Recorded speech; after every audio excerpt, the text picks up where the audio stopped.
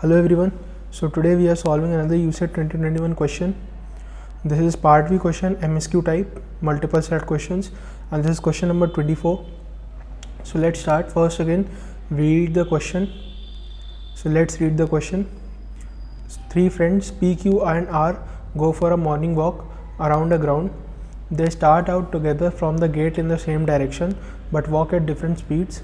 R walks half as fast as P. Q walks 1.5 times faster than R. P takes 1 minute to take one round around the ground. If they all stop when R has finished 4 rounds, which of the options must be true? Okay, so now they have given this figure over here. This is a track, this is a gate.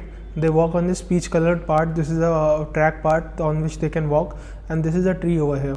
And then they have given 4 options which we need to verify which is true. So let's start. First thing, we'll start analyzing the information that is given in the question. So let's start with that. So over here, according to the given data, they have told that R walks half as fast as P. So we have written the first equation, R is equal to half as fast as P. So R and P over here represent the speed on which they walk. So R will be walking half as fast as P. So basically, for my understanding over here, I have taken an instance over here. If P will take 1 minute to take one round of the ground, then R will cover only half distance because it is walking at half speed. So if P will start from the gate, cover this whole ground, then R will be only here, will reach only the tree, okay, until P will finish the whole ground. So basically, if P will take 1 minute, then R will take 2 minutes, okay. Then next information they have given over here is Q walks 1.5 times faster than R. So Q is equal to 1.5 times faster than R.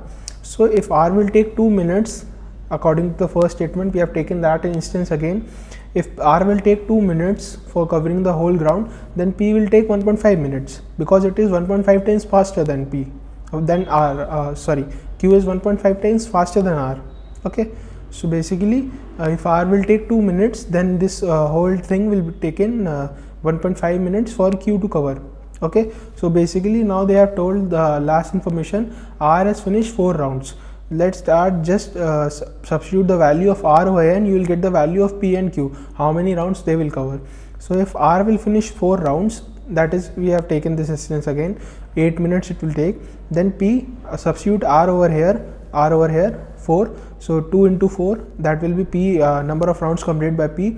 So P will complete 8 rounds. It will take 8 minutes because the same time only they will do all these things. Again, substitute R over here to get how many rounds Q will finish.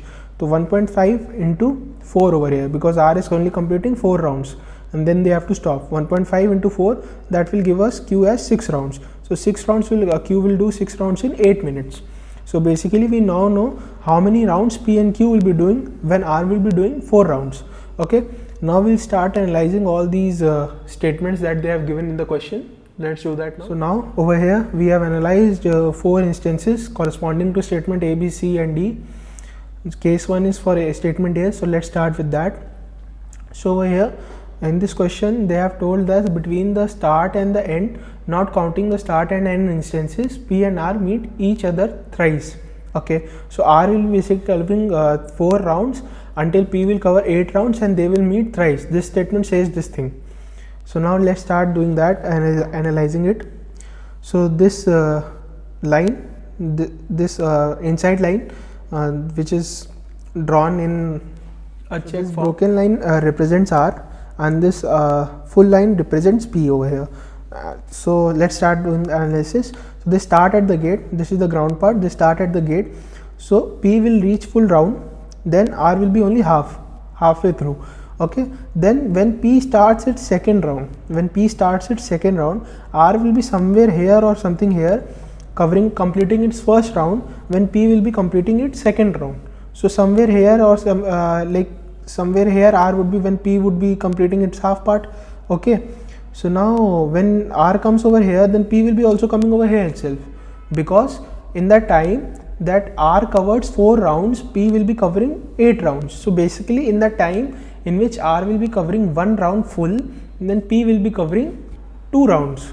So first round, after the completion of first round of R, they will meet. Then after the completion of second round of R, they will meet, and after the completion of third round of R, they will meet. then after the completion of 4th round they will meet again. But over here they have mentioned that we don't have to count the end instance. Start instance we have not already counted, we have not counted the start instance, and for the end instance they have told that we don't have to count. So at the end of 4th round we don't have to count that, so basically they will meet 3 times. So this case 1 statement corresponding to statement A, this case 1 corresponding to statement A is true for us. Okay, coming to the second statement, that is case 2. Between start and end, not counting the start and end instances, P meets Q only once. Okay, so now we know that in that time R will cover 1 round, P will be covering 1.5 times its distance. Okay, so basically if R covers 4 rounds, then P will cover 6 rounds. So if we again assume that this check line, inside line, that is representing Q, inside line that is representing R over here, and outside line represents Q over here. Okay, so now if they start from the gate, then R will be covering half part only, half of the ground, when Q will be covering 3/4 of the ground. Okay, so Q will be somewhere here and R will be somewhere here itself. So like this, if we start drawing it, so after 4 rounds only they will meet. You need to just draw it. I can't draw it over here. Just take a pen and paper and just start drawing it, start tracing their pathways, and you will find out that after completing 4 rounds P and Q, R and Q will meet. Okay, so this statement will also stand true, that they will meet only once. Q and R meets only once. So just you have to do the analyzing part. So you need to take a pen and paper, you need to start drawing the paths over of Q and R, or P or R, whatever combination they have given, and you will start getting the answers.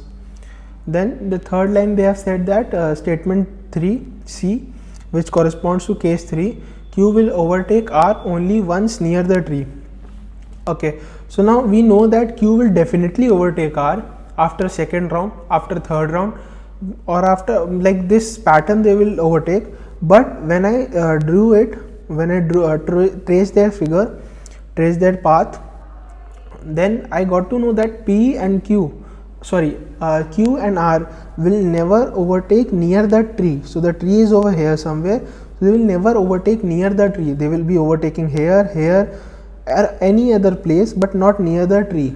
Okay, so again this statement 3, that will be wrong. So over here we can directly say that they will never meet at the tree. When you start tracing the path of Q and R, you will get to know that they will never meet near the tree, but near somewhere else, maybe at the starting gate, maybe at the right hand side of the track, maybe at the left hand side, but not near the tree.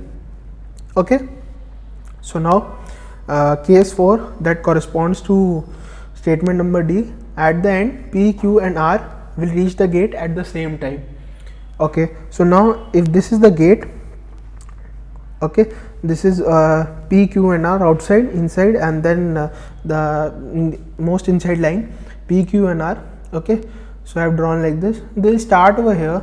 In the time, in the 8 minutes that R will complete 4 rounds, we know that in that 8 minutes P will be completing 8 rounds, and then Q will also complete 6 rounds. So basically when they are completing these rounds, they will definitely meet at the gate itself, at the start point itself. So again this statement should also be true.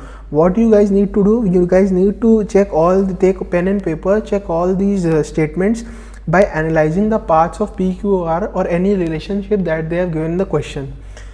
This is a little lengthy question, but a very easy one if you understand the concept.